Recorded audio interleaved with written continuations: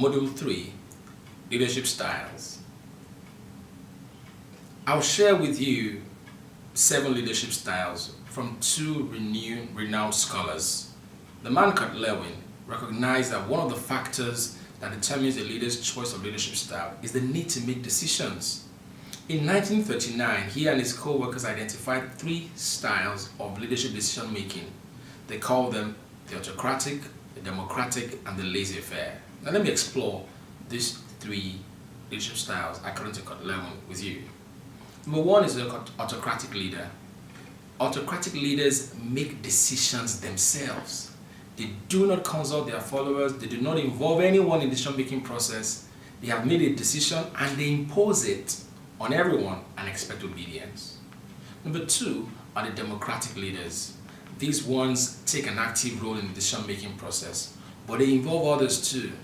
Despite the term democratic, they don't necessarily put the decisions to the vote. Of course, they still carry the responsibility for seeing that decisions are achieved, but the desired outcomes rest on them solely, while others have an input in it. The third, according to Kurt Lewin and his colleagues, is the laissez-faire leader. The laissez-faire leader has very little involvement in decision making. Pretty much of all he does, he leaves it to his followers.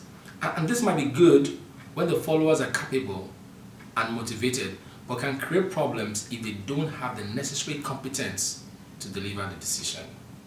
The next will be Rensis Likert. Rensis Likert posited 4 management leadership styles. He was a famous psychologist. Number 1, he said we have what we call the exploitative authoritative leader. In this style, the leader has a low concern for people and uses such methods as threats and other fear-based methods to achieve conformance. He said that communication is almost entirely downwards and the psychologically distant concerns of people are ignored by this kind of leader. Number 2 is a benevolent authoritative leader. When the leader adds concern for the people to an authoritative position, a benevolent dictatorship is formed.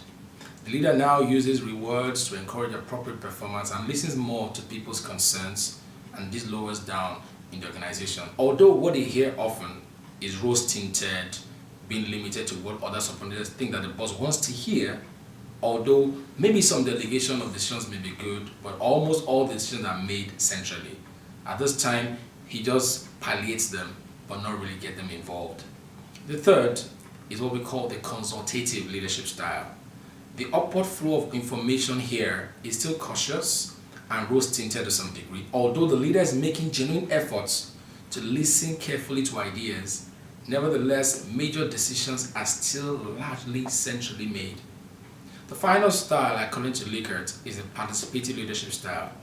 At this level, the leader makes maximum use of participative methods, engaging people lower down the organization in decision making.